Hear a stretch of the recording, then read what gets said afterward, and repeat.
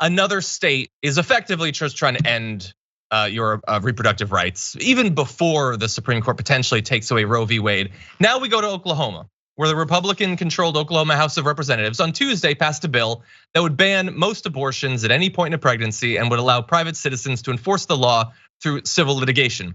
It was 78-19 the vote, so not even close. And you might have just sort of skimmed that graphic and said, well, like after what week?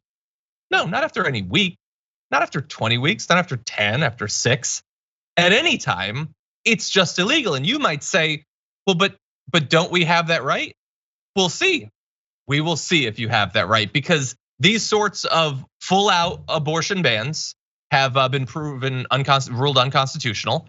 They're using their novel strategy of turning everyone into dog the bounty hunter to enforce it. But no, as of if this gets signed into law, which it probably will, it's just done. Narrow exemptions to save the life of a pregnant woman in a medical emergency, that sort of thing. If it's the result of rape or sexual assault, they'll strip those out in future bills, I'm sure.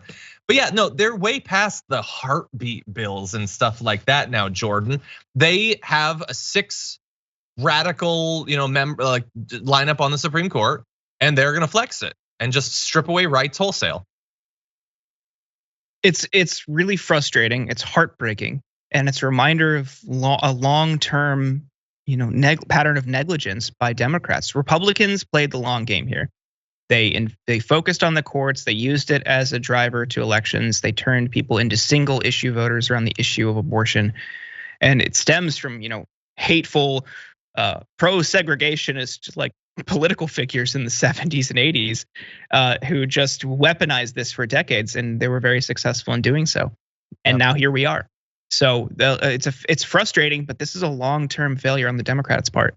And sadly, there's very little we can do. What we can do is support abortion access groups in the South who will help women, and will help people who need abortion to relocate to other states. That's if you want to help people materially, that's the way to do it.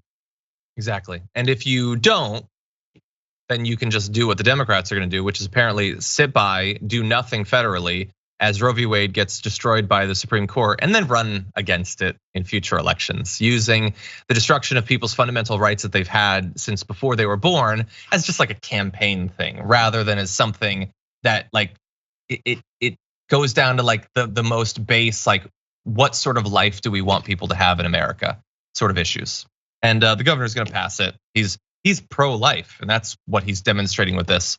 And by the way, remember, as we've been talking about the similar sort of bill that was passed in Texas, many Texans have had to go to Oklahoma to exercise their constitutional rights. Well, that will no longer be a possibility. So great country we're making here.